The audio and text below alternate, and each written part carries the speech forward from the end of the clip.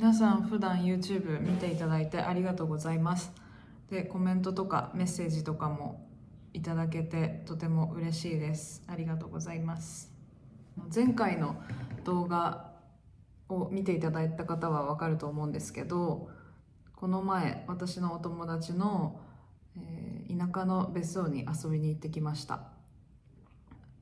みんなからしたらただの田舎のおばあちゃんのお家っていうような印象だと感じたんですけど、私はもうあるもの全てがおばあちゃんたちが大切にしていたシーツとかタオルとか、そういうの、靴とか洋服とかもいっぱいあって、昔の写真、白黒の写真とかあったり、なんかこう宝探ししてるみたいな感じですごいワクワクして帰ってきました。でも逆に私の例えばおばあちゃんの家とかにこっちの友達が行ったらそんな感覚なんだろうなとか思いながら一人で家散策をしてました。ですごく大きな暖炉があって、そこで薪に火を起こして暖炉の前でみんなでラクレットっていうのを食べたんですけど、ラクレットって知ってますかね。ラクレット機っていうのがあって、鉄板とその鉄板の下にチーズを焼く、なんていうのかな、小さい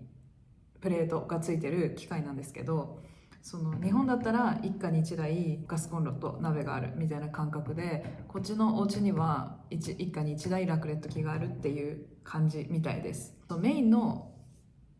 食材は野菜はじゃがいもで、あとはシャーキュトリーって言って加工されたお肉とかがメインです。でそれ以外は乗せたいもの何でも別に乗せていいんですけど、基本的なベースの食材はそんな感じで、私は野菜食べたかったので、サラダとあとキノコとかそういうのあった野菜を鉄板の上で少し焼いて火を通して、下で火を通してるチーズをその野菜の上にかけて食べるっていう食べ物です。でなので、基本はもうチーズの味とその食材の味がメインなので、チーズと食材が美味しければ美味しいっていう感じ。鍋って私作る時鍋の素とかを使ったりしないので、意外とこうスープから作ったりするので時間がかかったりするんですけど、ラクレットはもうほんとその機械があって、じゃがいもさえ茹でてあれば、あとはもうその買ってきたものをお皿にのせてチーズを乗っけて食べるだけなので、すごく簡単な伝統料理だなと思いました。日本で言ったらお正月の時とか家族が集まるタイミングとかでラクレットを食べることが多いみたいです。スーパーに行くとこの時期とかはもうラクレット用のそのプレートサイズにカットされたチーズが売っていて、それを買えばラクレットが簡単にできるっていうシステムです。鍋の方がいろんな野菜を食べれて栄養も取れて温まってっていう観点からすると鍋の方がいいなと思うんですけど、みんなでフランシーの友達たちとこっちのこの冬の季節に暖炉の前で温まりながらラクレットを食べるっていう経験はすごい楽しかったです。でチーズフォンデュかラクレットがどっちがいいかっていう議論もしてたんですけど、私は個人的にラクレットの方が好きで、チーズフォンデュって結構白ワインを入れて煮込んだチーズにパンとかじゃがいもをつけて食べるので、私昔調子乗って食べてそんなにお酒が強くないので、そのアルコールで酔っ払っちゃってすごい気持ち悪くなっちゃった経験があって、それ以降チーズフォンデュをあんまり好んで食べない。っていうか、そのお酒がどのぐらい入ってるかが外で食べるとわからないから全然食べる機会がないんですけど、そういうトラウマもあって私はラクレットの方が好きです。あともう一個お知らせなんですけど、11月から日本の花子マガジンさんとの企画がスタートして、私のパリの友達のキッチンを覗くっていう企画が始まりました。キッチンってそれぞれ人の個性が出る場所だなと思っていて、でそんなパリのキッチン、広いとか狭いとかにかかわらずいろんな人のお家のキッチンをこれからインタビューしていきたいなって思ってます。で第1弾は11月の末にすでに公開されていて、今回は友達のアレックスとサラっていうカップルのお家にお邪魔したんですけど、主な内容としてはキッチンに対してのこだわりとか調理家具のこだわりとか、そういうのを聞いたりしながら写真と一緒に記事になってます。でおそらく月1で連載していくと思うので、そちらもぜひ見てみてください。今日朝マルシェに行ってきたので紹介したいと思います。まずね、こんなに大きいカリフラワーが売ってたので買いました。顔のよりも大きいぐらいかなりの大きさあるんで、これで何回使えるんだろうっていう感じなんですけど、グラタンを作ろうと思って買ってきました。であとはグラタンに入れるほうれん草も買ってきました。でこっちのほうれん草って日本のほうれん草みたいに束で売ってるものはアジアンショップとか行くとあるんですけど、普通に買えるほうれん草はだいたい本当にね、こういう大きい葉っぱ1枚ずつグラムで買う感じです。ちょっとしおれちゃってるんですけど、こんな大きなサイズの葉っぱです。なので日本のほうれん草に比べてこの茎の部分が硬かったりするので、小さく刻んで入れることが多いです。あと私の好きなトマト、これなんですけど、フランスのトマトって、フランスだとトマトって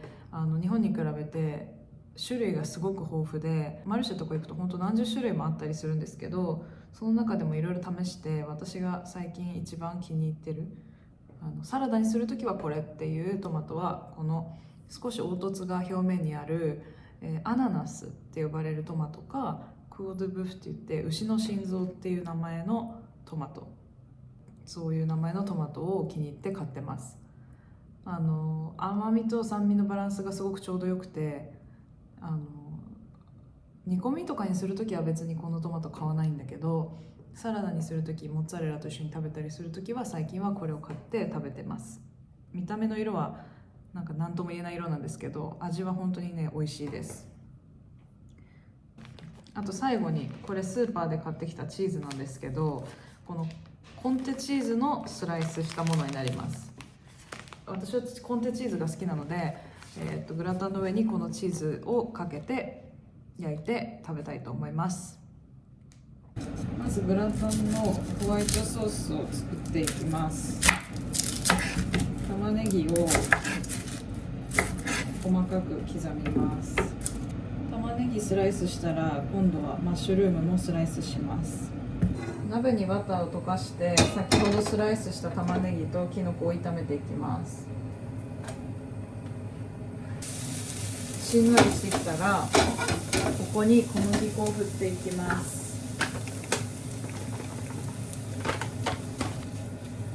本当はホワイトソース作る作り方っていろいろあると思うんですけど、私はこの手抜きのやり方を母親に教わって、それ以降ベシャメルソースはこのやり方をしています。こんな感じできのこと玉ねぎに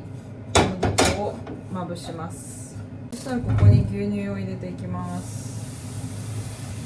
弱火に設定していきます。こんな感じで牛乳を少しずつ足していきます。でこんな感じでホワイトソースが煮詰まってきたら塩コショウしていきます。でこのソースが好みの硬さになったら、一旦火から離しておいておきます。そしたら次のステップとして、今回エビを入れるので、エビとカリフラワーとほうれん草を別のフライパンで炒めていきます。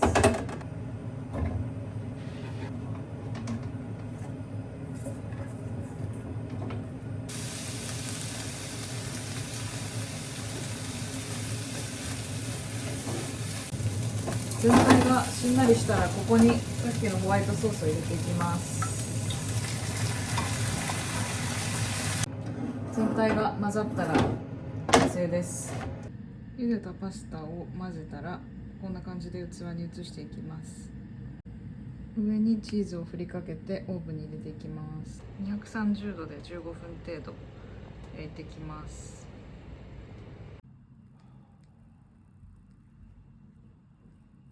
完成です。des architectures, il y a tout ce que vous voulez. Du coup, vu que le session c'est plus. Ce que je voulais faire au début sur le Mushi, parce que c'est un artiste que j'aime vraiment, si c'est intéressant, si vous voulez. 子供みたいな。Moi j'aime bien quand c'est sucré. Ah ouais? Moi je préfère pas trop.